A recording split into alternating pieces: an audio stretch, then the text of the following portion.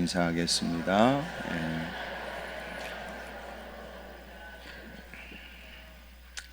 좋은 일이 많으시길 바라요. 근데 사실은 뭐 좋은 일을 우리가 알겠어요. 우리는 좋은 일을 원하지만 뭐 좋은 일이 좋은 일인 줄 압니까?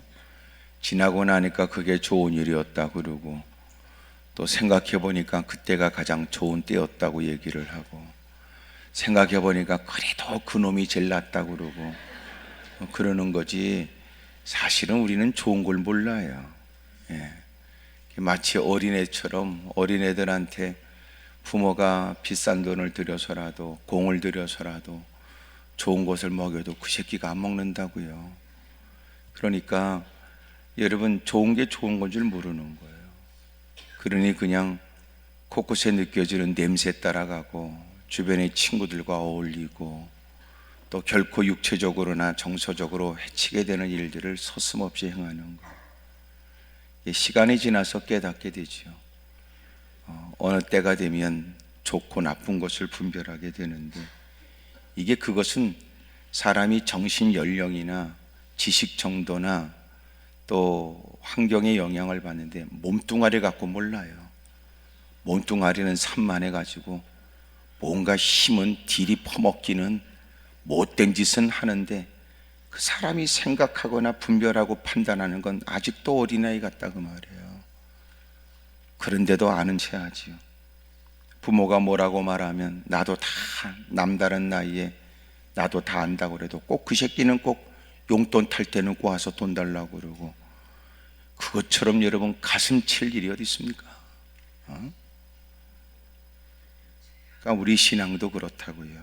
신앙도 저와 여러분들이 좀 이제는 바르게 분별할 줄도 알고, 있어야 될 자리를 지켜내기도 하고, 또 위험이 감수해야 될 일이지만 위험도 감수하면서라도 사력을 다하고 목숨 걸 만한 모습도 우리에게 있어야 합니다.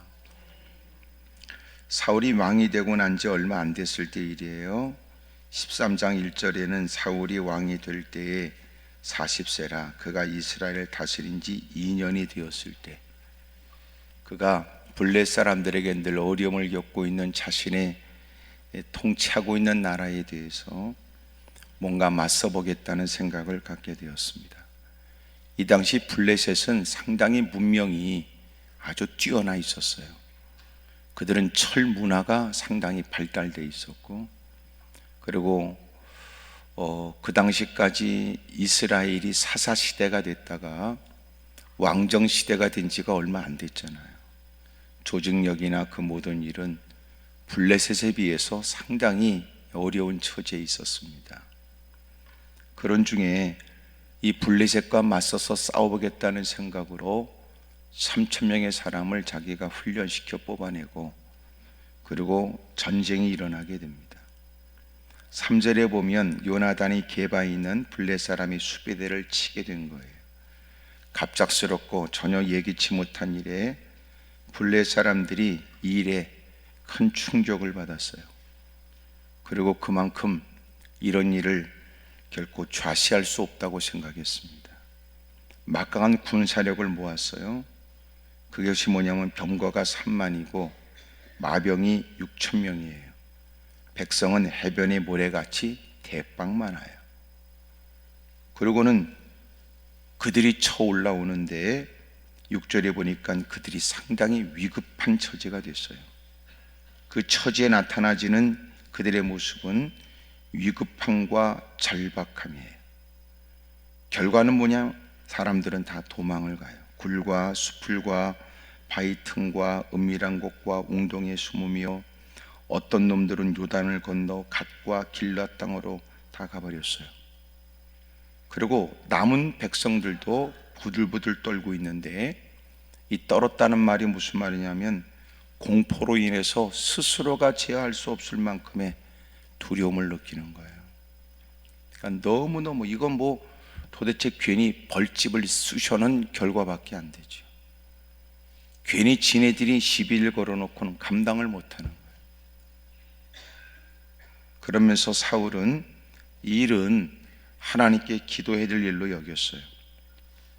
일에 관해서 이렇게 얘기합니다. 12절에 이에 내가 이르기를 블레 사람들이 나를 치러 길갈로 내려오겠거늘 내가 여호와께 은혜를 간구하지 못하였다 하고 부득이하여 번제를 드렸다는 겁니다. 다시 말하면 그 위급한 어려운 처지가 되고 나서야 하나님의 도움이 필요하다고 생각됐어요. 여기 위급함과 절박한 처지에 다 뿔뿔이 흩어져 도망을 가고, 그래서 그에게 남은 인간이 처음에 3,000명이었는데 5절에 보면 15절에 보면 600명만 남아요. 그러니까 나머지 600명도 시원치 않은 사람들이죠. 그러니까 어려운 처지에 하나님께 은혜를 구하지 아니했다고 생각했어요. 그래서 그가 번제가 필요했고, 번제를 드리겠다고 하여 이 번제를 드려야 될 제사장인 사무엘의 오기를 기다린 겁니다. 약속된 이래 동안 일주일 동안을 기다리게 되는데, 일주일 동안 기다리기에는 상황이 너무나 다급한 거예요. 그런 중에 빨리 와야 될 텐데 일주일 동안 기다렸으나 정한 기한대로 일주일 동안 기다렸는데 사무엘이 오지 않아요. 사람들은 점점 더 마음이 흩어져요. 이제라도 하나님께 구하면, 이제라도 하나님의 은혜를 요청하면 하나님이 역사하여 이 절대절명의 위기로부터 벗어날 수 있다고 사람이 생각했다가, 이 당시 왕정시대가 시작된 지 얼마 안 된 처지였기 때문에 각 지파의 사람들이 한 사람의 지휘 체제 아래에 움직이는 것이 쉽지 않았다는 걸 고려한다면, 사울이 왕이 되어서 블레셋과의 전쟁을 일으키고 이런 일에 큰 어려움을 겪게 됐다.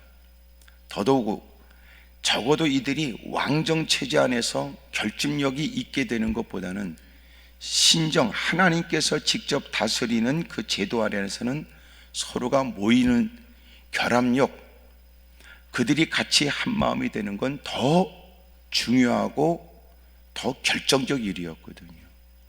그러니까 왕정 체제 안에서는 어려워도 이건 하나님께 엎드려 기도하여 모든 사람이 일들은 다 한 마음으로 동참할 수 있는 일이라고 생각이 됐는데, 번제를 드리려고 하는데 번제를 드려야 될 제사장이 오는 약정된 시간에는 자꾸만 늦어지는 거예요. 그러자 그가 번제와 화목제물을 자기가 가져오라고 그래서 자기가 드려버렸어요. 번제를 드리기를 마쳤는데 사무엘이 등장합니다. 그러면 사무엘은 그 기간 내에 안 왔을까요? 안 해요. 여러분, 일주일이면 일주일 마지막 그 시간까지 기다려야 되는데 그래야 안 왔다 이렇게 느껴지는데 끝까지 기다리지 않고 조급한 마음으로 지가 드려버린 거예요. 소위 이런 거죠. 지금까지 안 왔으니 올 리가 없다, 이런 생각이에요. 위급한 만큼이나 어떤 마음이 드냐면 불신의 마음에 의한 조급한 마음이 든 거예요. 자기가 번제를 드렸어요. 뭐 겉으로 볼 때 뻔한 거 아니냐, 그거 내가 한두 번 드려봤냐, 그 뻔한 거 아니야. 그리고 지가 번제를 드렸어요. 소위 번제를 다른 사람이 못 드리는 것은 번제 드리는 방식이나 번제에 뭐가 필요한지 절차를 몰라서 안 드리는 게 아니고, 번제를 드린다는 건 하나님의 규정대로 하나님의 세우신 사람이 하나님의 방법대로 드려야 되는데 방법을 몰라서겠냐고요.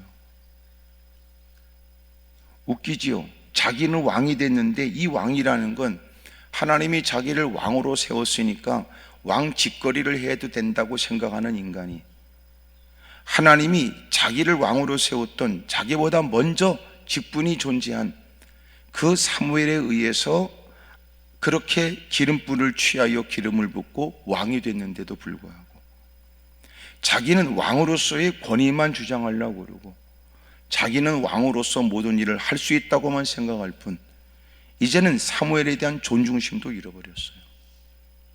더 근본적으로는 하나님이 그들에게 허락한 제도 자체를 무너뜨려요.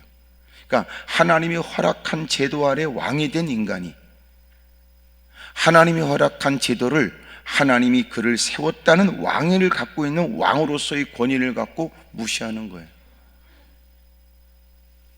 지극히 모순적이죠. 간단한 얘기 이런 얘기예요. 이런 말씀을 들으면서 마음에 느껴지잖아요. 하나님이 허락하신 질서를 쫓아 교회에서 열심히 신앙생활하고 주신 말씀이 은혜 받아 기도하는 중 성령께서 그에게 특별한 은사를 줬다. 은사를 받고 난 그 인간이 이제는 교회의 질서를 무너뜨려도 되냐 이 말이에요. 하나님의 말씀을 통하여 성령의 은사를 배운 인간이 놀랍게도 성령의 은사를 받고 나니까 말씀은 팽개쳐버리고 자기의 귓구멍에 직접적으로 들려주는 주님의 직통계시가 더 우월하다고 생각하는 이런 망령된 일을 행하는 것과 같다고 말해요. 네가 말하는 성령의 은사를 어디서 배웠으며 네가 말하는 그 모든 것들은 누구로부터 부여받았냐 말이에요.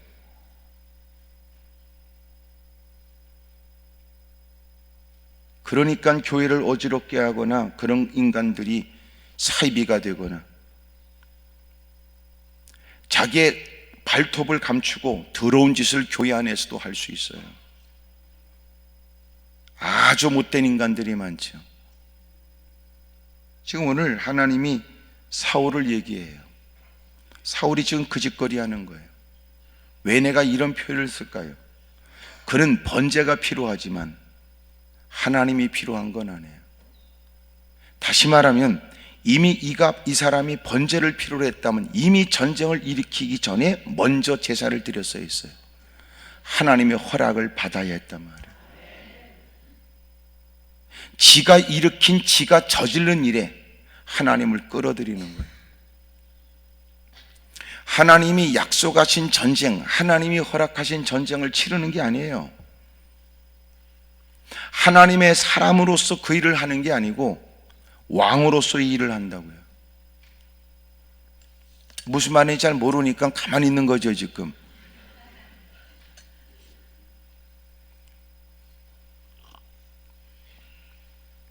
그는 하나님의 신하로서의 왕직을 감당해야 되는데 왕직을 유지하기 위해서 통치의 방법으로 자기를 드러낼 목적으로 지금 하고 있다고 말해요. 잘못됐죠. 그래서 솔로몬 왕이 얘기했던 것은 이런 얘기였어요. 하나님이 그에게 아버지 다윗을 뒤이어서 왕직을 감당하게 하셨을 때 일천번제를 드리고 꿈속에서 하나님이 나타나셔서 내가 너에게 뭘 더 줄까라고 했을 때 그가 보였던 뭇사람과 비교되는 참다운 신앙은 하나님이 이 많은 백성들을 저에게 다스리도록 했습니다. 이 백성이 누군데? 하나님의 백성이라는 거예요. 내가 왕이지만 이 백성이 내 백성이 아니고 하나님의 백성이라는 거예요. 그러므로 내가 왕으로서 그들이 고민과 갈등과 괴로움의 문제를 내게 갖고 왔을 때는 하나님이 이전에 직접 그 모든 걸 판결하셨듯이 내가 그들 어떤 누구도 억울함이 없도록 바르게 판결할 수 있도록 하늘의 지혜를 제게 주십시오. 다르지요? 내가 왕이지만 이들이 내 백성이 아니고 내가 왕이지만 이들은 하나님의 백성이야. 중요한 얘기예요. 목사님들이 목회 현장에 많은 성도가 있지만 내 양이 아니에요. 대단히 위험한 말입니다. 네 양이 어디 있어요? 네 양이니까 네가 잡아먹어도 됩니까? 아니에요. 하나님의 양이에요. 주님의 양이에요. 예수님은 목자장 되시고 예수님이 우리에게 그 목장을 목사에게 맡긴 거예요. 내 양이 아니에요. 주님의 양이지. 하지만 그 마음은 무엇보다도 내 양인 것처럼 돌봐야 돼요. 이것을 주인 의식 이렇게 말하지 않습니까? 교회는 내가 임의로 좌지우지할 수 있는 곳이 아니에요. 하지만 우리는 헌신할 때는, 교회를 돌볼 때는 주인의식으로 돌봐요. 내가 직장 생활하지만 내가 직장의 주인이 아니에요. 하지만 주인의식을 갖고 일해야 돼요. 문제는 주인의식 없는 인간이 문제고, 또 하나는 지가 주인인 양 하니까 문제 아닙니까? 많은 돈을 투자해서 음식점을 하거나 생업의 일을 펼칠 때 쓰는 사람, 그곳에 와서 일하는 사람들 잘 써야 돼요. 개떡 같고 거지 같은 거 쓰면 안 돼요. 그래서 지금 추세는 돈이 좀 들어도 제대로 된 사람을 쓰려고 하는 게 추세예요. 놀라운 일은 교회 안에서도 마찬가지입니다.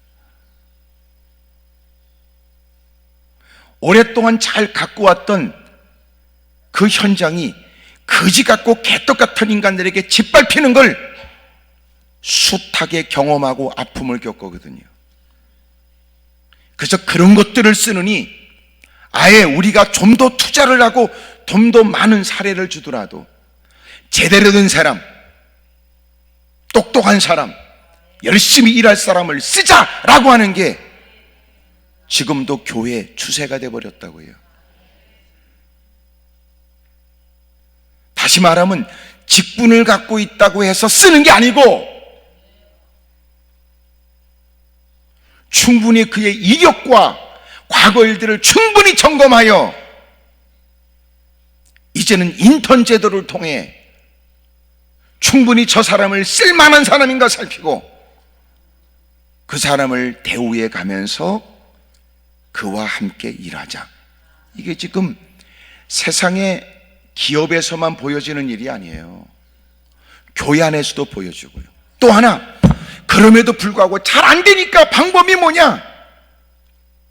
이제는 우리는 교육자가 필요한 게 아니라 신실된 교회에 충성하고 내일처럼 열심히 헌신하는 사람이 필요하다. 그래서 교육자를 점점점 배제하고 교회 내 평신도들을 훈련시켜 쓰는 거예요. 그리고 그들을 교육하여 교회 안에서만 통용하는 전도사라고 직분을 주고 전도인이라는 이름을 주고 사역자의 위치에 오르게 하여 그들을 쓰는데 잘한답니다. 왜냐하면 목사님과 보낸 적지 않은 시간에 목사님의 목회 철학을 수용하고 이미도 교회에 오랫동안 교회에 출석하여 교회에 달아가는 것을 누구보다 잘 알고 교회에 오랫동안 다닌 사람으로 교회의 사랑이 남다르고 또 하나 우승군 그 교회에선 전도사라도 밖에 나간다고 다른 교회에선 전도사로 쓰임받을 수 있는 사람은 아니에요. 전도사로서의 공식적인 절차를 밟은 사람은 아니니까 잘한다. 충성.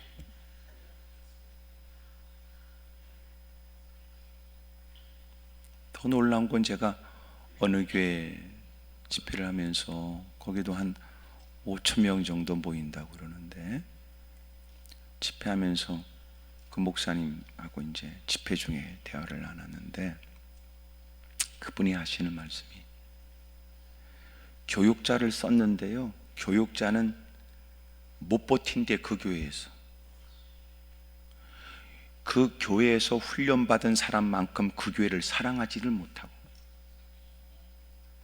사랑하지 못하니까 그 교회에서 훈련받아 일하는 사람보다 충성도가 떨어진대요. 또 하나 너무나 훈련이 잘 돼 있으니까 다른 교육자가 와서 할 일이 없대요. 그러더니 교육자를 쓰려고 해서 썼는데요, 스스로가 떠난대요. 수준이 안 맞는 거예요. 이미 그 교회에서 훈련되고 가꿔져서 하고 있는 사람.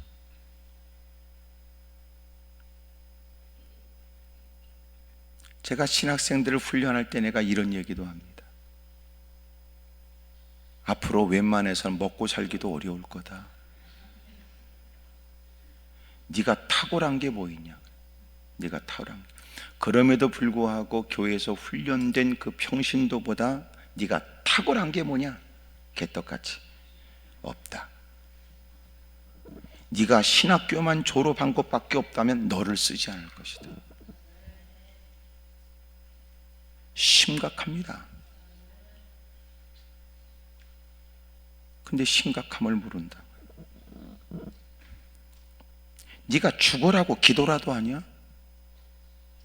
네가 누구보다 말씀에 깊이가 있냐?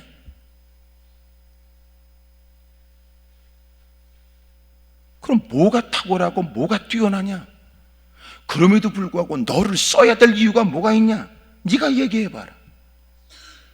적어도 어디 가서 면접을 볼 때 나를 이 회사에서 나를 뽑아줘야 될 이유를 뭐라고 얘기한다면 너도 얘기를 해봐라. 그러면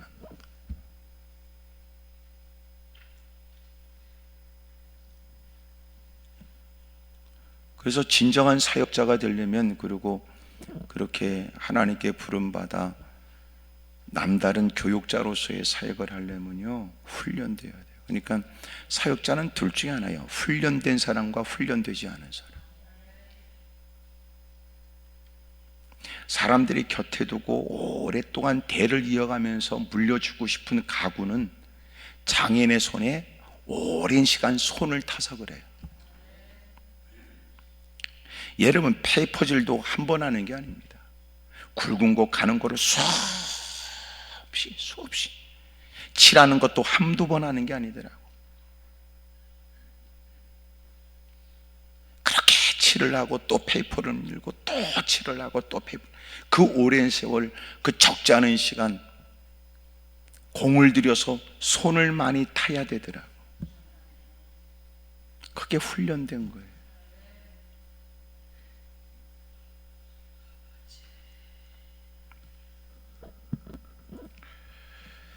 목사가 설령 됐다 할지라도, 남달리 장로가 됐다 할지라도, 남달리 세상에서 사장 회장 소리 들었다 할지라도, 언제나 우리가 잊어서는 안 될 것은 하나님의 종으로서의 그 자리에 있어야 돼요.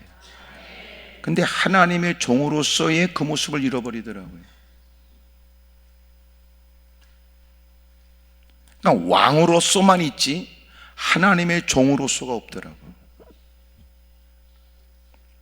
은혜를 받았으면 하나님이 내게 은혜를 베풀어 하나님의 뜻을 전적으로, 은혜를 받은 만큼 깨달은 만큼 누구보다도 주님을 아는 사람처럼 네가 떠버린다면, 네가 주님을 아는 사람처럼 넌 누구보다도 헌신해야 된다는 거 아니에요? 아멘을 이것밖에 못하나? 네가 하나님을 경험하고 느낀 바 있고 깨달은 바 있어서 그것이 네가 성령의 은사를 받고 하나님께 응답을 받은 게 네가 사실이라면, 너는 그만큼 주를 위해서 목숨을 걸어야 될 이유가 남달리 있고 주를 위해서 아낌없이 헌신할 이유가 있다는 뜻이어야 되는데, 그게 아니고 내가 너보다 월등하고 더 뛰어나다는 것 때문에 사기치고 등쳐먹는 거 아니에요?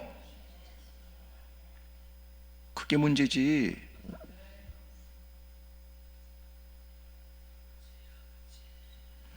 오히려 하나님을 모르는 사람은 알고자 하여 겸허히 무릎 꿇고, 주님을 모르는 사람은 배우고자 더 낮은 자리를 찾고 졸린 눈 비벼가면서 매달리고, 이른 아침 하나님께 다가와 깨닫고 은혜를 받기 위해서 몸부림치는데, 너 하나님을 안다는 인간들이 더 잡류처럼 행동한다고요. 너 스스로 모순 아니냐 말이야. 네가 하나님 안다면 그러면 안 되지.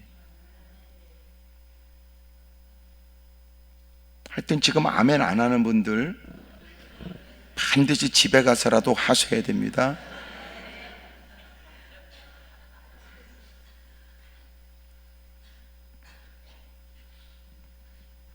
옆에 사람 다 물어봐야 하나님을 안다면서요? 그래봐. 시작. 좋은 말 할 때 하세요. 옆에 사람하고 한 번 더 하세요. 저기 하나님께 은혜를 받았다면서요? 그래봐요. 시작. 이 말 앞에 얼굴이 화끈거리고 그런데 뻔뻔하단 말이에요. 뻔뻔하단 말이야. 하나님을 모르는 사람이 녹두리하고 하나님을 알지 못하는 사람이 구석진 곳에 처박혀서 탄식하는 건 이해가 되지만, 너 하나님을 안다면서 그런 중에 네가 하나님의 은혜를 알고 있으니까 그런 중에도 하나님을 향한 신뢰가, 하나님께 대한 시선이, 하나님께 대한 마음이, 하나님의 뜻을 쫓아 행동하는 모습이 달라야지. 너 하나님을 안다는 것은 너는 결국 사람들에게 내가 너보다 우월하다는 것에 사기치려고 그러는 거 아니야.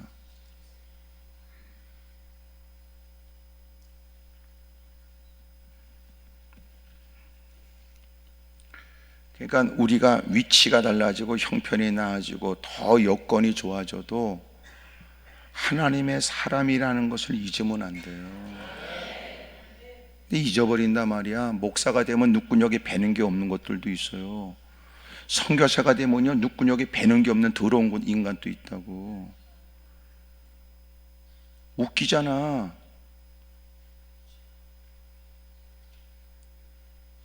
그러니 목사도 선교사고 그러니 장로는 오죽하겠어. 권사가 되고 안수입자 되면 더러운 짓을 서슴없이 하고.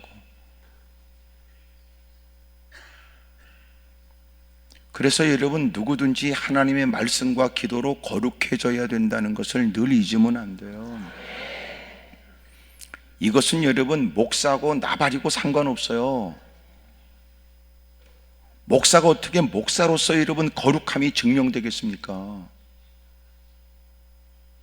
목사라는 직분 이 자체는 아무한테나 주어지는 건 아니지만 목사라고 붙여줬다고 해서 그 사람이 거룩한 사람이 되는 건 아니라는 거예요. 장로는 안 그렇습니까? 권사는 안 그렇고. 지금 가만히 있는 거 보니까 당신 직분을 내가 거론하지 않아서 그러는 거지요.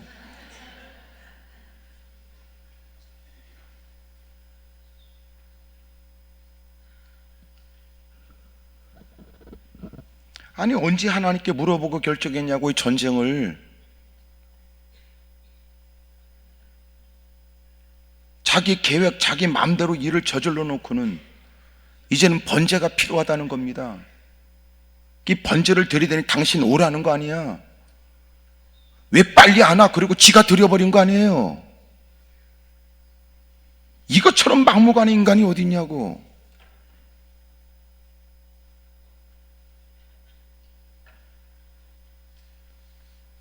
왕이 되면 지 맘대로 산다는 거 아니에요. 그렇게 해서 왕을 꿈꾸지 마세요. 대통령 되면 지 맘대로 하는 거 아니에요. 여러분, 소위 말해서 임금이 됐다고 지 맘대로 하는 거 아니에요. 목사가 됐다고 지 맘대로 하는 거 아니에요. 담임 목사 됐다고 지 맘대로 하는 거 아니에요.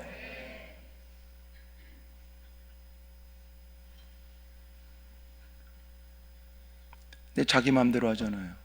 이제 놀란 건 지 맘대로 전쟁을 일으켜 놓고는 예배도 지 맘대로 아니야.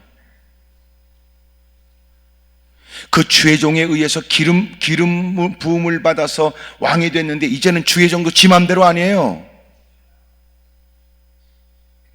나중에 여러분, 사울이 전혀 달라질 기색도 없고 하나님이 이미 버려버리게 되자 그놈은 뻔뻔할 때 사무엘은 그에게 기름을 부어 그를 이스라엘 첫 번째 왕을, 하나님이 기뻐하지 않는 일에 백성들을 원했고 백성들이 원하는 일에 주님이 허용하심으로 인해 세워진 첫 번째 왕이 그 짓거리 하니까 사무엘은 괴로워하고 여러분 눈물을 쏟고 마음 아파한다고. 주님이 말씀하면 네가 언제까지 그 인간 때문에 마음 아파하겠냐는 거야.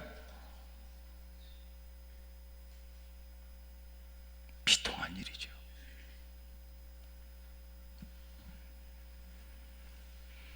제가 보니까 신앙생활 잘하는 게 뭔가 보니까 날마다 회개하는 거예요. 날마다 회개하고 사는. 신앙생활 잘하는 거 괜히 폼 잡고 무슨 개폼 잡을 거 없어요. 신앙생활 잘하는 거는 방언을 한다고 신앙생활 잘하는 것도 아니야. 뭐 은사고 나발이고 그게 아니고, 신앙생활 잘하는 건 날마다 주님 앞에 자기를 살펴 회개하는 거예요. 성결하게 사는 거예요. 성결하게.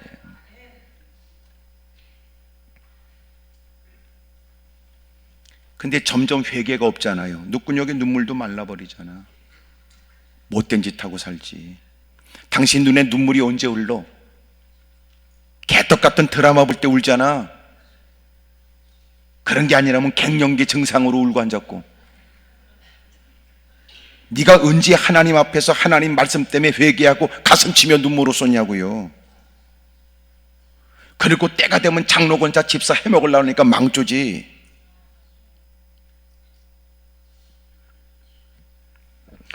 회개하면 됩니다. 회개하면.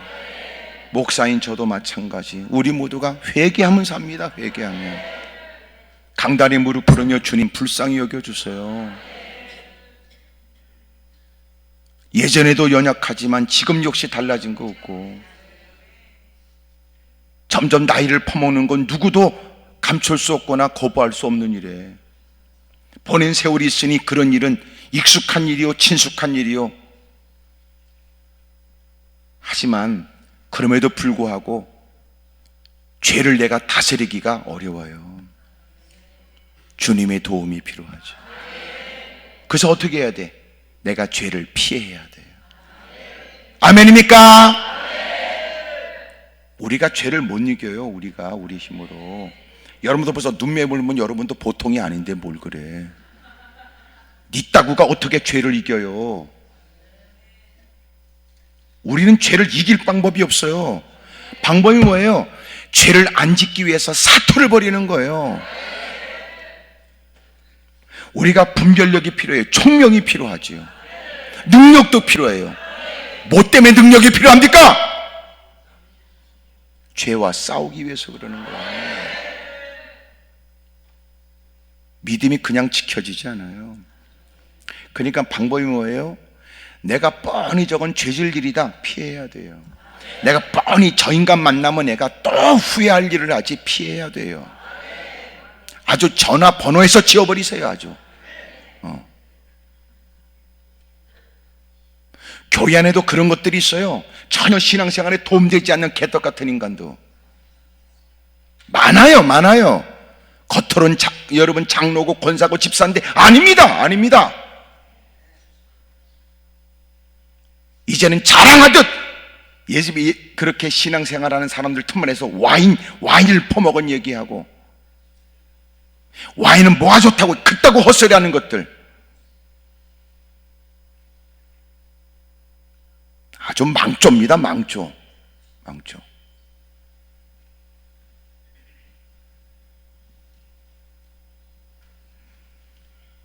건강을 핑계 대지만 사실은 여러분 신앙에 유익이 없고, 건강을 핑계해서 이러면 하루에 한 잔이라도 천만에요. 과연 술 한 잔도 그에게 심혈관계통에 도움되나? 지금도 계속 논문은 끊임없이 반박과 끊임없이 뒤집어져요. 또 하나, 술 한 잔이 설령 너한테 지금 당장은 도움될지 모르지만, 만약 네가 술을 퍼먹고 기분 따라 어느 순간 2잔을 퍼먹으면 좋아질까라고는 의문이 있는 그것조차도 어마어마하게 당신의 치명적인 술이 된대요. 2잔이. 인간은 본디 더러워가지고 스스로를 절제하거나 통제할 능력이 없어요. 우리는 이성으로 사는 게 아니에요. 감성으로 살지. 결과가 일을 저지르는 인간들이 똑똑하고 많은 것을 배웠으나, 학자요 대단한 사람이라고 한때 불려줘도 결국은 자빠지는 게 뭐냐? 결코 돌아서면 후회될 일이라는 걸 본인이 알지만, 인간은 이성으로 결정하지 않고 감성으로 결정한대요.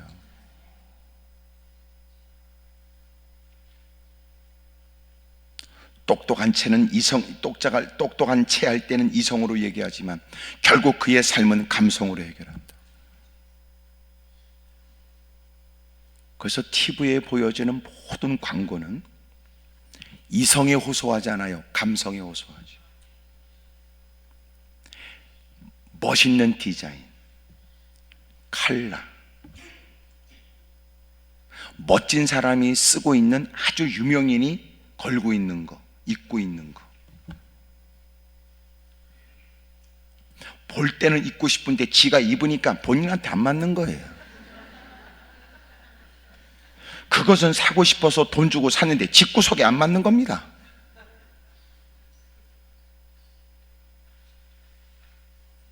그런 일에 우리는 늘 마케팅을 연구하는 사람들에서 희롱을 당하고,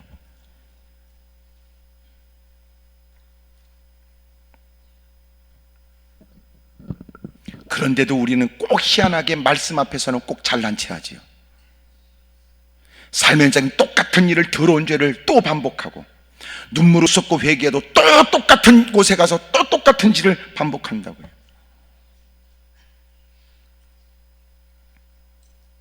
말씀을 들을 때는 뻔한 얘기 아니냐고 그러고 앉았다가 지는 또 뻔한 죄를 또 짓고 있는 겁니다.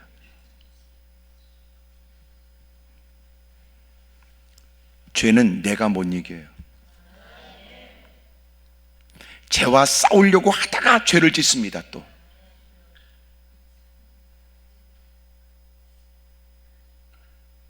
주님이 도와줘야 돼요. 크게 아멘 하십시다. 따라합시다. 내가 죄를 이길 수가 없습니다. 주님의 은혜가 필요할 뿐입니다. 그래요. 주님 저 좀 도와주세요. 나쁜 생각이 들거든요. 더 놀란 거 보세요. 예배를 드리겠다고 예배 자리에 앉아서도 나쁜 생각하다가 예배 끝나는 인간 많아요. 그러니까 이렇게 앉아있다고 나는 여러분이 믿음 좋다고 말한 적이 없어요. 누군가는 이 자리에 바빠서 오지 못하면서, 누군가는 그 어려운 중에도 은혜의 자리를 기억하며 그곳에서라도 몇 마디 기도하고 믿음 생활하기 벅찬 중에도 그래도 성경을 몇 자라도 몇 글자로 읽어보려고 애쓰고 있을 때 하나님의 전에 와서 누군가는 더러운 생각만 하다가 예배를 마치고 돌아가기도 한다고.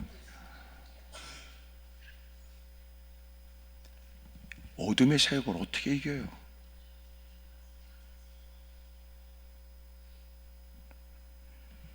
끊임없이 주님 도와주십시오. 끊임없이 힘써야 돼요. 할렐루야. 금방 여러분 거룩에 대한 얘기를 들어도 또 금방 그런 죄질 생각을 하고,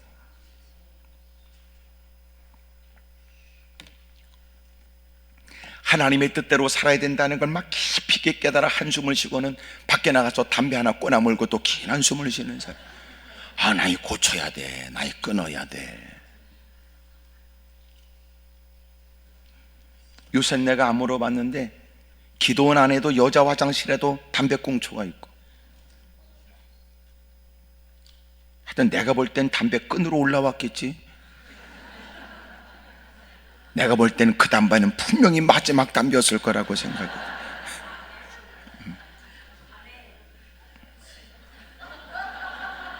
요새는요 여자들이 무서워요. 요새는.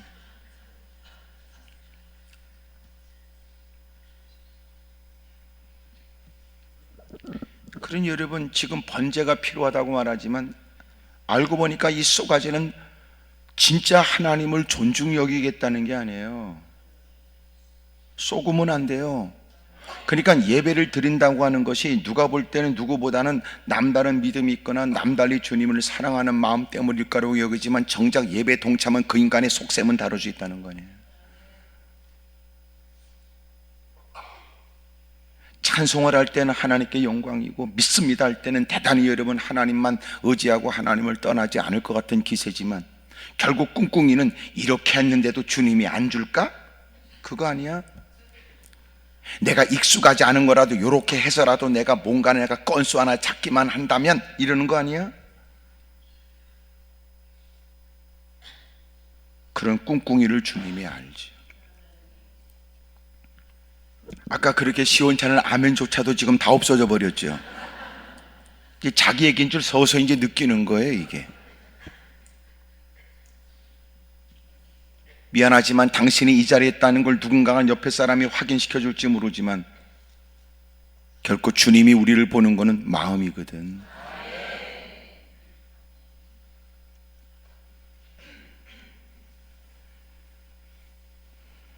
그가 번제를 드린 나름대로의 핑계가 있었어요. 위급하다는 뜻이었고 절박했기 때문이었으며, 자기 곁에 있는 많은 사람들은 흩어져 있으니 그들을 결집하여 이 전쟁을 반드시 수행하려면, 아니 누가 수행하라고 그랬어? 누가 하라고 그랬는데? 네가 저질렀잖아. 네 맘대로 했잖아. 참 못됐단 말이에요. 그래서 예배는 사실은 나중의 의미가 아니라 예배는 먼저의 의미예요. 그래서 한 주간의 시작은 주일이고, 주일날 하나님께 예배를 드린다는 것은 소위 끝을 의미하지 않아요. 근데 주일을 자꾸 주말로 여기는 못된 인간이 있더라고. 주일은 주말이 아니에요. 주말은 토요일이라고 그래요. 주일은 뭐예요? 주초예요. 여러분 달력은 어떻게 되는지 모르지만 안양 달력은 일, 월, 화, 수, 목, 금, 토 이렇게 되어 있어요. 옆에서 물어봐. 그쪽 동네 달력은 어떻게 됐냐고 물어보세요. 시작. 왜 주일이 주말이냐고. 왜 주일이 주말이에요? 주말은 토요일을 주말이라고 그러지. 주일은 뭐야? 한 주간의 시작이야. 주일날 예배를 드립니다. 예수님께서 주일에 부활하셨지요. 그래서 우리는 주님을 우리의 주님으로 모시고, 그래서 주일날 예배를 드려요. 그러니까 주일 개념은 뭐냐면, 주일날 예배를 드린다는 것은 한 주간의 시작이 주님께 있어요. 그러니까 이것은 지난 시간들에 관해서 우리의 부끄러움을 고백하며 용서를 구하는 것도 우리는 포함되지만, 무엇보다 주님 한 주간을 살면서 주의 말씀대로 순종하겠습니다. 주님께서 우리에게 깨닫게 하시고 가르쳐 주시면 우리가 그리 행하겠습니다. 그러니까 예배는 뭐예요? 마지막의 개념이 아니에요. 예배는 시작의 개념이죠. 한 주간을 분주하게 사는 일이 있어서 하나님이 우리에게 지도해 주십시오. 지시해 주십시오. 아직도 고치지 못한 어떤 부분을 지적하신다면 그것도 수용하겠습니다. 그게 이름은 주일 예배에 대한 개념이에요. 그러니까 주일 예배가 얼마나 중요해요. 그러니까 주일 아니고 그 어떤 예배, 그게 아니고 주일 예배에 대한 개념은 시작에 대한 개념이라는 거예요. 시작이. 근데 우리의 대부분의 예배는 뭐예요? 얻어 터지면, 병들어 오갈 데 없으면, 다 털어먹었으면, 그나마 예배를 그렇게 집구석에서 드려 혹시나 흥분하시거나 분노하신 주님 마음을 달래는 정도라고 생각하십니까? 그러니까 이게 미신이지요.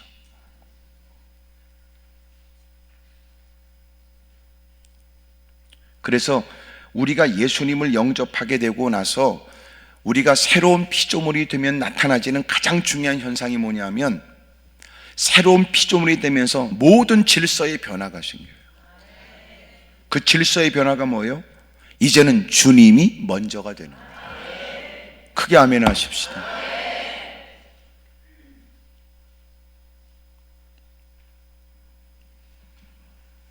이제는 모든 매사일에 집안에 어른이 생기게 되면, 집안에 어른이 늘 여러분 그 일이 가장 중요한 일이고 그 어른이 먼저라고 생각하죠. 전화하지 마세요.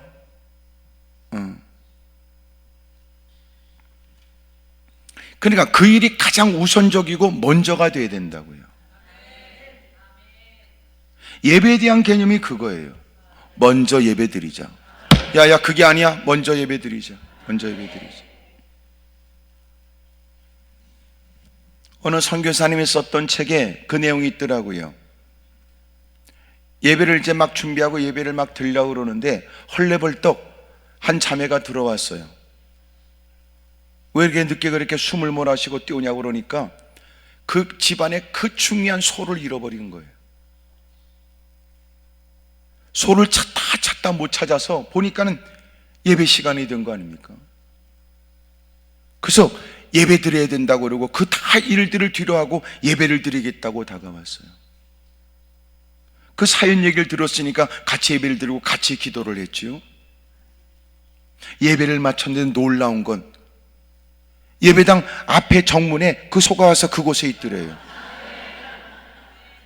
지금 제가 웃으라고 하는 얘기겠어요?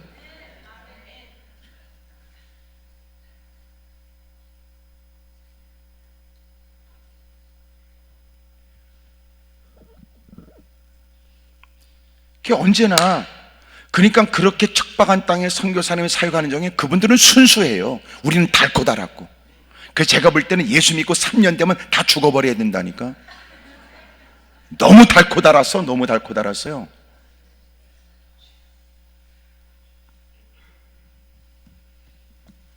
그래도 뭘 모를 때는 예배 드리는 것이 그렇게 중요합니까? 알았습니다. 알았습니다. 아, 그렇습니까? 아, 새벽 기도 합니까? 아, 이제 알았습니다. 알았습니다. 아, 11조 드리는 겁니까? 알았습니다. 이 가운데 한때 그렇게 신앙생활 했던 분 여기 있어. 지금은 아주 잔머리꾼이 됐지. 달고 달아서.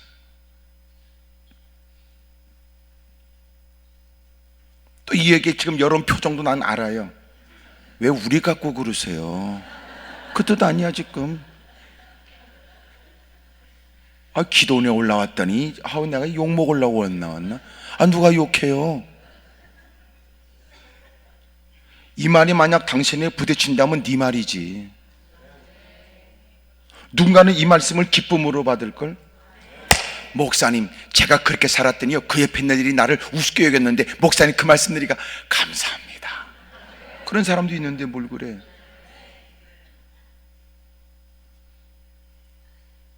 어느 날 내가 예배를 마치고 밖에 나갔더니 어떤 목사님이 저를 불렀어요. 목사님! 그래서 네, 막 뛰어오셔서 목사님 감사합니다.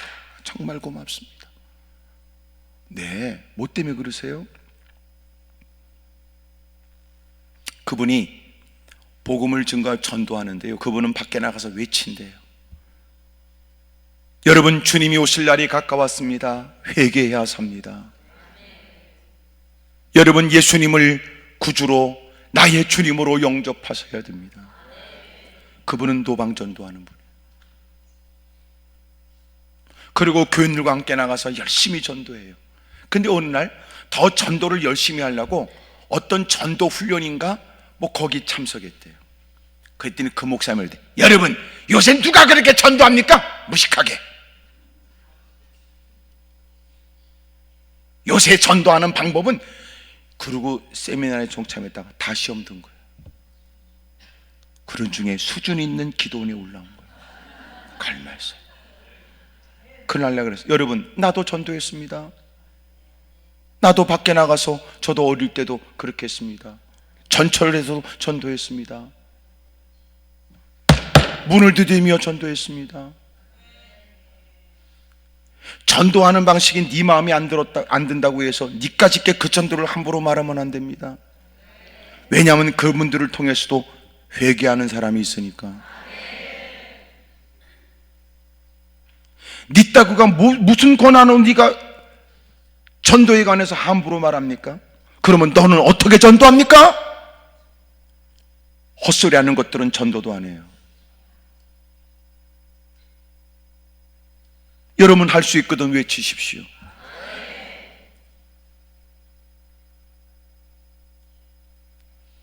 여러분, 그들이 위해 임박한 진노의 일들을 느낀다면, 남 모르는 사람이 위기를 만든다.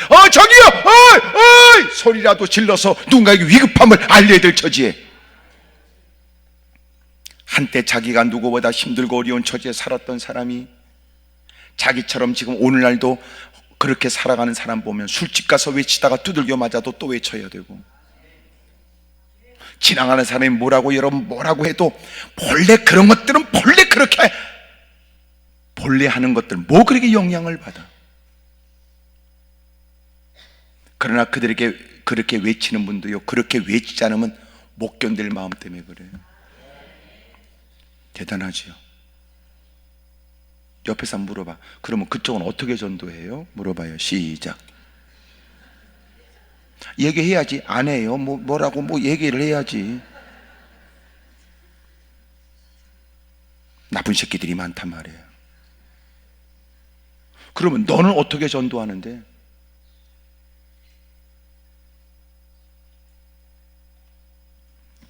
제가 그날 그렇게 얘기했거든.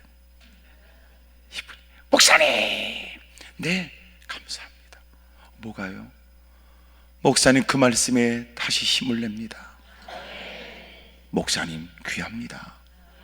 하십시오. 하십시오.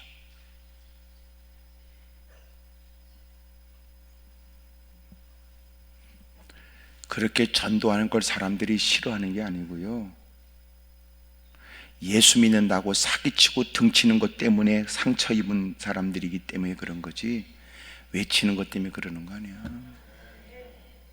위선자들 때문에 그러는 거야. 그럼 어떻게 전도하는데?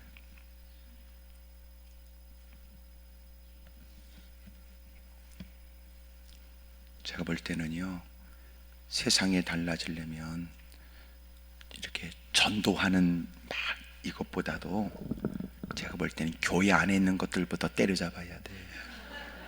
거지 같은 것들부터. 왜냐하면 잘 들어보세요. 누군가 공들여 눈물 쏟아 전도했어요. 이 사람이 교회 안에서 상처 입고 뒷문으로 나가면서 외치지, 야, 교회는 내가 금방 들어갔다 나왔는데 다닐 게 아니더라. 누군가 말할 거야, 당신 교회 떠나면 당신 지옥 가요. 그는 더 크게 외치겠지, 나는 금방 지옥에서 나왔어요.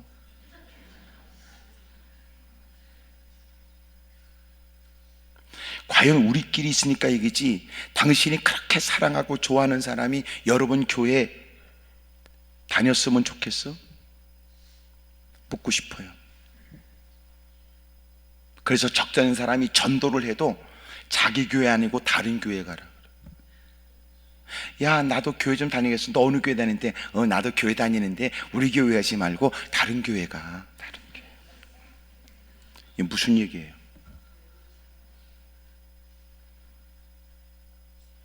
내가 볼 때는 믿지 않는 사람을 교회 안에 끌고 들어오기 전에요, 교회 안에 있는 것부터 때려잡아야 되겠더라고.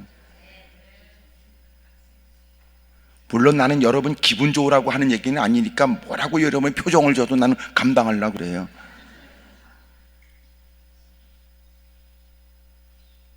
사람 끌어오면 뭐래? 못된 인간들이 뒷문으로 다 내쫓는데, 상처 줘서.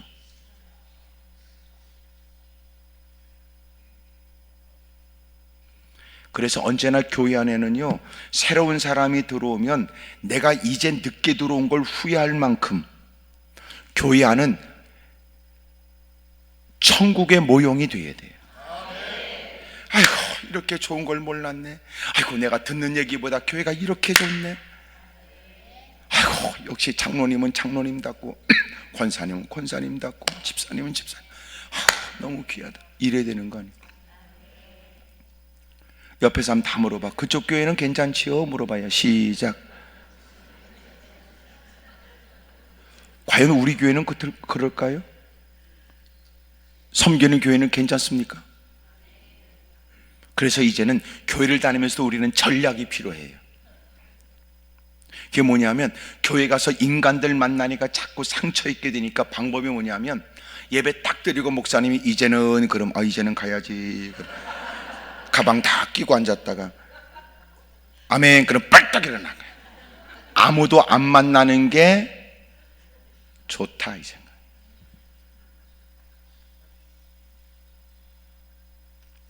식사하고 가지. 아니, 아유, 너희들끼리 많이 퍼먹고, 너희들끼리 많이 퍼먹어라. 아유. 왜냐하면 잠깐 얼굴만 비춰도 돌아서면 그 씹어대니까. 참, 제 얘기 이렇게 들으니까 쏙쏙 들어가죠, 귀에.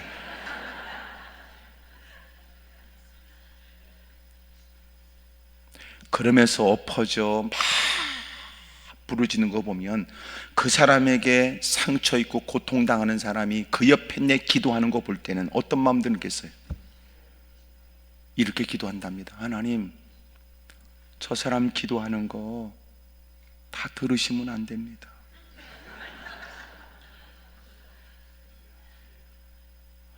하나님, 저 사람 때문에요, 억울해 죽겠습니다.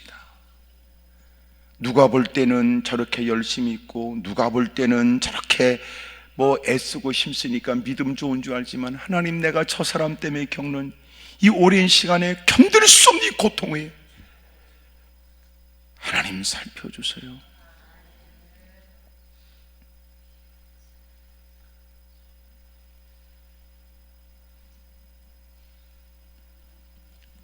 사울을 볼 때는 번제를 얘기하니 누구보다 믿음이 있어 보이지만, 결국은 이 일 때문에 사무엘의 말하기를 당신 망령 때 행한 겁니다.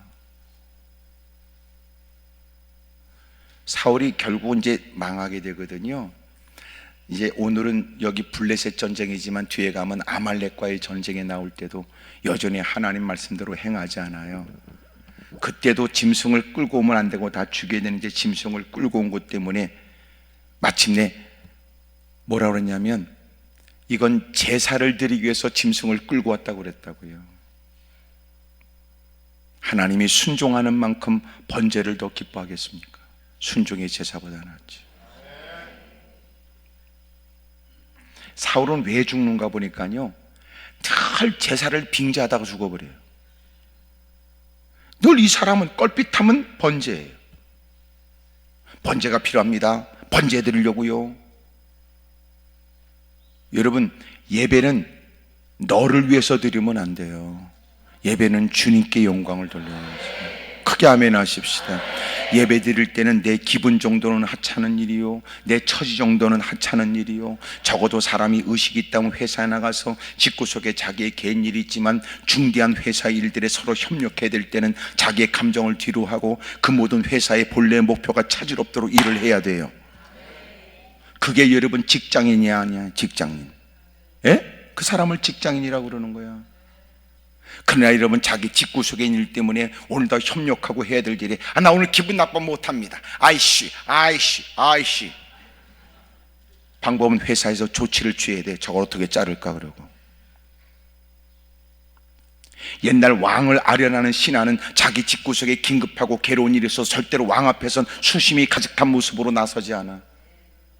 이게 어디 감히 왕 앞에서 개인적인 집구석의 일을 감히 왕 앞에서 드러내가면서 왕의 심기를 불편하게 해?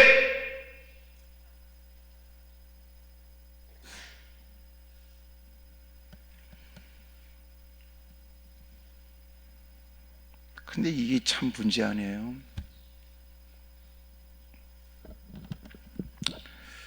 우리는 껄핏하면 자꾸 여러분 하나님의 일을 빙자하거나 자기 기분이 더 앞서거나 자기의 형편을 여러분 핑계를 삼는다든지 이런 일들은 끊임없이 싸워야 될 일이에요.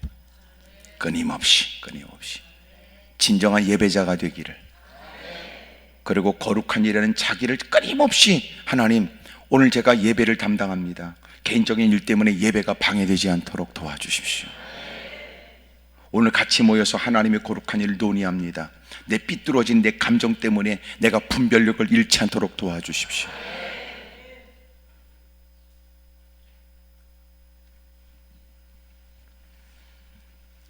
그 전에 내가 이 12인의 성난 사람들, 이건 배심원에 대한 얘기였는데 오래된 영화예요. 오래된 영화인데 거기 보면 한 어린아이를 과연 유죄냐 무죄냐를 판결할 수 있는 일이에요. 그 영화는 이 법을 공부하는 사람들이 겁한다고 본다고 그래요. 배심원이 전원 일치가 돼야 판결을 할 수 있는 일이에요. 모든 사람이 다 한결같이 증인들의 얘기를 듣고 이 사람은 유죄다 이렇게 내려서 그를 사형시켜야 될 처지에 놓였는데, 그 중에 한 사람이 이거는 합당한 의심, 이건 충분히 이거는 의심해서 다시 살펴봐야 될 일이다. 그랬더니 나머지 11사람이 아이씨 다 끝났는데 아이씨 시간 나 뺏기고 아이씨 그래. 그 사람이 주장하기를 전원 일치가 돼야 되니까 여러분이 합당한 의심에 관해서 살펴보십시다. 그리고 다시 따지고 살피고 하는데 서서히 사람들이 그러네 그 애가 죽인 게 아니네, 그러네 그러더니 마지막 한 놈이 딱 남았어요. 나는 아닙니다. 그놈이 그놈은 유죄입니다. 전부 다 그 사람을 뚫어지게 쳐다봐. 이렇게 영화의 장면. 그 사람이 고백을 해요. 왜 그런가 보니까 이거는 정상적으로 분별력을 가지고 옳고 그름을 따진 게 아니고 이미 개인적 감정에 의한 거였어요. 그 개인적 감정이 뭐냐면 지금 사람을 죽였다는 그 아이의 또래의 아들이 있는데 그 아들이 그 아버지한테 몹쓸 짓을 하고 한 거야. 그리고 집을 나갔어. 그러니까 그 아이를 보면서 자기 자식에게 되바라지거나 못된 짓거리가 떠올라진 거야. 그러니까 그 아이가 누구를 죽였다고 하니까 그런 놈의 새끼들은 가만 놔두면 안 되지 라고 하는 자기의 자식의 문제가 오바랍되면서 이건 이것저것 따질 거 없습니다. 요새 하여튼 못된 놈들만 저런 놈들은 말이지, 이런 감정이 앞서게 되니까, 그러니 사람들이 다 옳고 그름을 합당한 의심으로 다 따질 때 그 말이 틀린 말이 아니라는 걸 안 거예요. 그러고 결국은 어떻게 됐어요? 무죄야, 무죄. 무죄라. 우리가 그렇게 살아요. 목사도 그래서 때로는 팔은 안으로 굽는다는 이런 말들이 이해가 되고, 때로는 인간의 감정에 치우칠 수 있다는 걸 부정할 수가 없어요. 그래서 하나님, 저 좀 도와주십시오. 끊임없이 기도해야 되고 은혜를 구해야 돼요. 예배를 네 수단으로 쓰면 안 되지.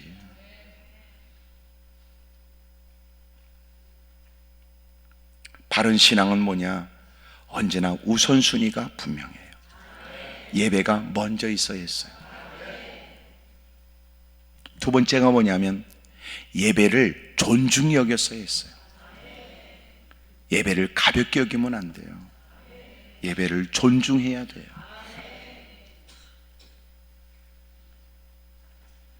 여러분, 그것은 진비하는 사무엘이 해야 했었어요. 문제는 자기는 왕으로서의 대접을 받기를 원하지만 그는 실제적으로 하나님의 은혜로 왕직을 얻게 된 그가 그의 사무엘의 선지자직 제사장직을 그는 무시했던 거예요. 이것은 하나님 말씀을 어기게 된 일이요, 망령된 일이 되어버린 겁니다. 우습지요. 예배를 드린다는 것은 대단히 가치 있는 일이라고 여겨졌는데 그 일이 망령된 일이 되다니. 오늘 저와 여러분들은 예배를 존중히 여기길 바랍니다. 크게 아멘 하십시다. 뭐 이런 거예요. 예배를 드리면서 하나님이 깨닫게 하신 그 말씀을 경히 여기지 않는다. 예배의 질서와 예배의 순서를 존중히 여긴다는 것뿐만 아니라 하나님이 그 예배 가운데 임재하셔서 우리에게 필요를 따라 성령을 통해 깨닫게 하시고 회개케 하시며 촉구하시는 그것을 경히 여기지 않는 거예요. 그러면 복이 있어요. 옛날에는 예배를 통해서 결정을 했거든요. 예배를 통해서 모든 중요한 일을 결정했어요. 근데 지금은 예배를 통해 결정하는 게 아니라 지네끼리 밥 퍼먹고 수다 떨면서 결정하더라고요. 이게 문제 아니에요. 옛날엔 예배를 통해 결정했어요. 진지하게 동참한 예배, 여러분 눈물이 배어있는 찬양, 여러분 진정성이 엿보여지는 여러분 그 하나님의 말씀에 가슴으로 담아, 그리고 여러분 새로운 각오와 결단을 하고 결정을 했다고요. 나 결정했어요. 이제는 어떻게 예배 시간이 결정된 거예요. 요새는 어떻게 결정하느냐 보니까 상담, 그것도 끼리끼리 어울려 밥 퍼먹으면서 수다 떨면서 나누는 정보, 주워드는 얘기, 뭔가 지금 큰 차이 있지요. 그러니까 웃기는 건 예배 시간엔 진지함이 결여됐지만 끼리끼리 어울려 헛소리에는 진지함이 있다고요. 그 얘기 한마디 들으면 집구석에 와서 잠을 못 자고, 그 한마디 들으면 또 누구한테 전화해서 확인해야 되고 흥분해야 되고, 그리고 예배는 예배 끝나면 기억도 나지 않아. 마음에 담겨진 것도 없고. 어쩌다 우리가 이렇게 됐는지. 그래서 지금 이 시대에 필요한 건 예배 회복입니다. 크게 아멘 하십시다. 시작으로서의 예배예요. 그리고 예배를 존중히 여기는 거예요. 존중히. 아멘입니까? 예배를 존중히. 예배를 방해하는 요소는 결코 용납하지 않고, 예배 가운데 임재하여 하나님이 기가 막히게 각인에게 적용되어지도록 깨닫게 하시잖아요. 그러니까 설교는 뭐냐면 들려지는 소리고, 성령의 음성을 들어야 될 소리예요. 하나님은 모든 사람이 청력이 있다면 다 듣도록 하신다. 그리고 성령님은 그의 형편과 처지에 맞도록 그에게 적용하여 깨닫게 하신다. 금성을 들어야 되거든. 무사람들은 웃어 넘겨야 될 일이지만 그는 울어야 될 일이고, 그 사람은 여러분 그냥 늘 그런 얘기지라고 지나갈 때 누군가는 그 말씀 때문에 새로운 각오와 결단이 생기고,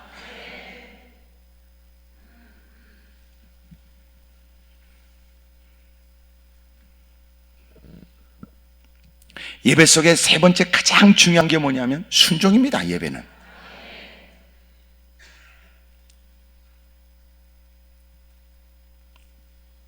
그 어떤 지적도 기꺼이 받겠다는 마음. 문제는 예배가 먼저도 아니고 예배를 존중히 여기는 모습도 없으며 예배 속에 새로운 순종에 대한 결단도 없다면 예배는 예배가 아닙니다. 예배를 마치고 난 다음에 하나님 말씀을 쫓아 어떤 경우에도 그 뜻을 반드시 이루고야 말겠다고 하는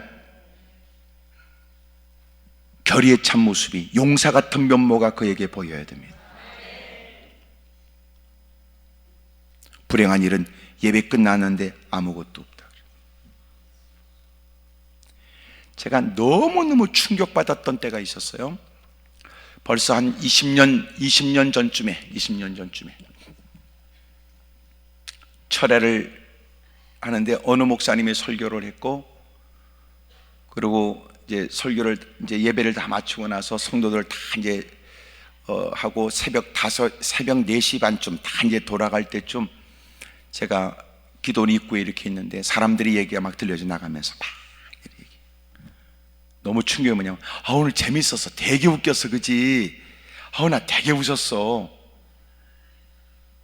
누군가가 오셔서 설교했는데 뭐 지금은 쓰지 않지만, 그분은 오시지 않지만 막 너무 하여튼 뭐 옛날 붕에는 다 그랬어요. 옛날 붕에는 뭐 다 모든 분이 그런 건 아니지만 막 코미디처럼 해야 되고 원맨션처럼 하고 막 그랬어요.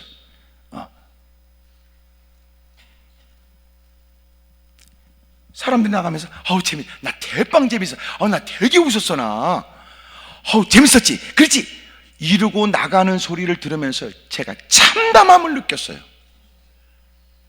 이게 밤새도록 처리한 인간의 결론이냐고요.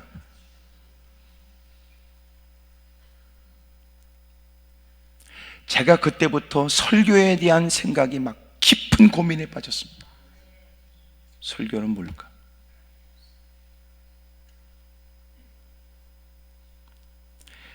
제가 볼 때는요, 설교의 결론은 뭐냐면 하나님의 뜻대로 하는 근심이 시작되는 거예요. 하나님 말씀을 붙들고 새로운 근심이 시작되어야 돼요. 나는 그 죄를 어떻게 끊을까? 나는 어떻게 그 뜻을 받들까? 내가 지금까지 해왔던 삶의 방식이 있는데 어떻게 내가 그 말씀대로 순종할까? 그 말씀대로 살면서 우리가 인간관계에 일어날 문제들, 내가 그 뜻을 받들게 되면서 내 삶의 모든 일상의 구석구석 일어날 변화들, 때로는 직장의 변화도 있습니다. 인간관계 달라집니다. 거리의 방법이 달라집니다. 수익이 달라질 수 있습니다. 나는 이런 일들을 어떻게 감당할까? 하나님 제게 힘을 주십시오. 지혜를 주십시오. 아니, 예배 끝났는데 재밌었어? 나는 너무너무 참담하게 무너졌어요. 제가 이건 아니다. 설령 내가 빼어난 설교를 잘하는 사람으로 불려지는 거, 나는 포기했어요. 하지만 여러분이 그냥 돌아가게 하면 안 된다. 삶의 현장에서 이기도록 도와줘야 된다. 이겨야 된다고 알려줘야 된다. 주님밖에 없다는 걸 가르쳐줘야 된다. 당신의 넋두리, 당신의 처지에 대한 당신의 호소는 충분히 이해가 되지만, 그러나 당신의 문제를 해결해 줄 분은 주님밖에 없다. 당신이 당장 몇 마디 위로가 필요할지 모르지만, 그러나 저는 기대하는 건 여러분이 지금 이 시간이 위로가 아니라 그곳에 가서 승리하길 원해요.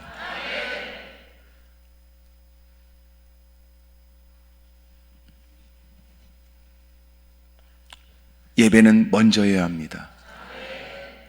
예배는 진지해야 합니다.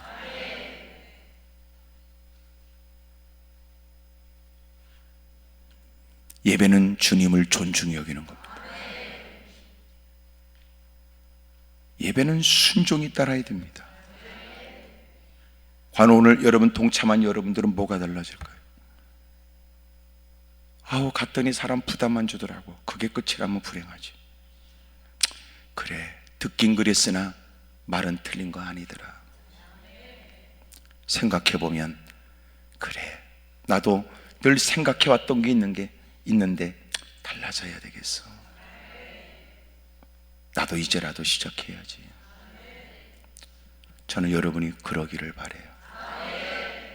크게 아멘 하십시다. 무릎을 꿇겠습니다. 또 손을 가슴에 얹고,